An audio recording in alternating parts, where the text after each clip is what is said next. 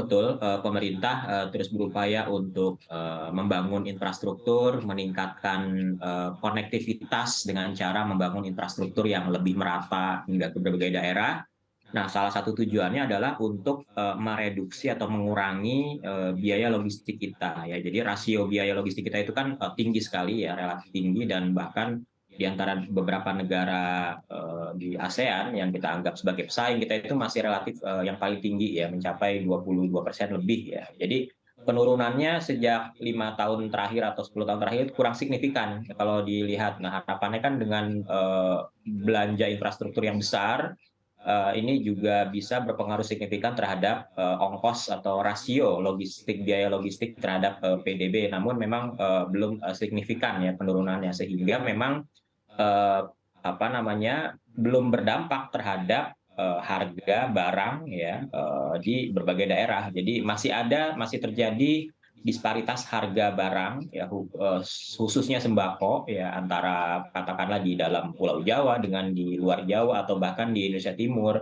Kemudian juga masih kerap terjadi tingkat inflasi yang tinggi untuk beberapa komoditas pangan di luar Jawa. Nah, ini yang juga harusnya dievaluasi kembali ya. Jadi efektivitas dari eh, apa namanya, upaya-upaya atau program untuk mengurangi biaya logistik apakah sudah tepat menyentuh akar permasalahan yang terjadi. Karena kalau kita lihat ya, hingga saat ini saja masih ada tadi ya disparitas harga yang cukup tinggi antara Jawa luar Jawa, kemudian inflasi yang tinggi, dan ironisnya inflasi-inflasi yang relatif tinggi ini terjadi pada beberapa kota yang disinggahi tol laut. Nah, ini kan ironis. Nah, ini yang harus kita lihat apa sebenarnya permasalahannya seperti itu.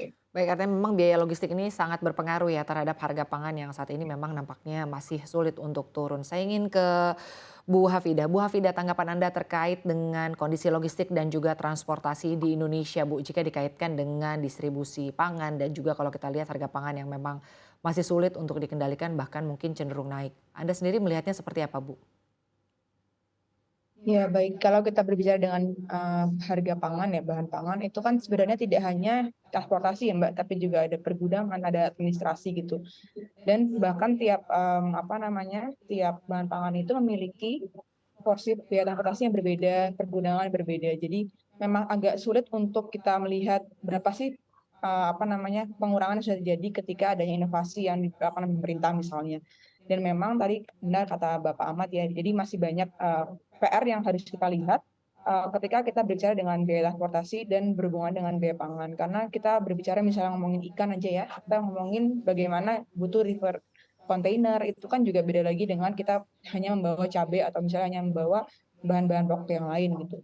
Jadi ada berbagai macam challenge gitu dari sisi nasional kita. Jadi dari trackingnya, dari bagaimana penyimpanannya, dan juga dari bagian administrasinya ketika kita harus membuat keran impor misalnya untuk gandum sebagai bahannya terigu atau juga kedelai sebagai bahannya tempe, itu perubahan regulasi entah itu dari nasional atau juga dari internasional itu juga sangat berpengaruh gitu. Jadi benar kita harus melihat titik-titik yang menjadi pinpoint paling penting dari kenaikan bahan atau kegagalan pemerintah misalnya dalam mengurai biaya logistik yang masih sangat tinggi itu masih harus ditelaah satu persatu seperti itu.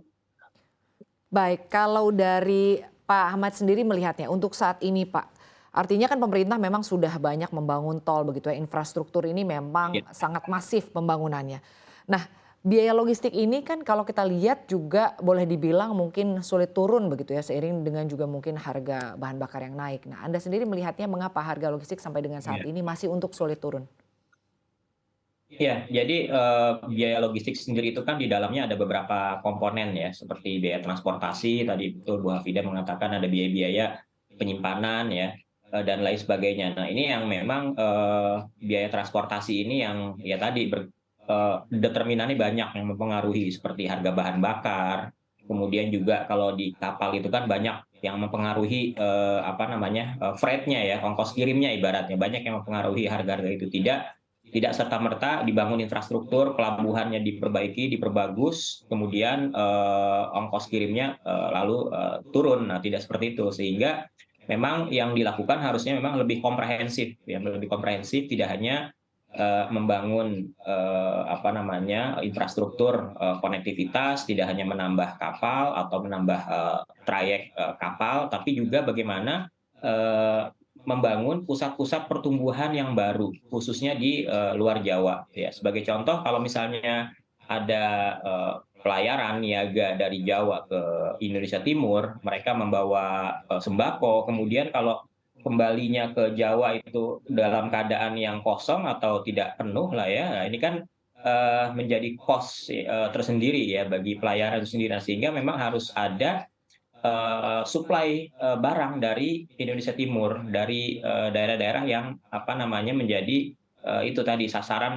harga yang masih tinggi saat ini, sehingga memang komprehensif kebijakannya harus lebih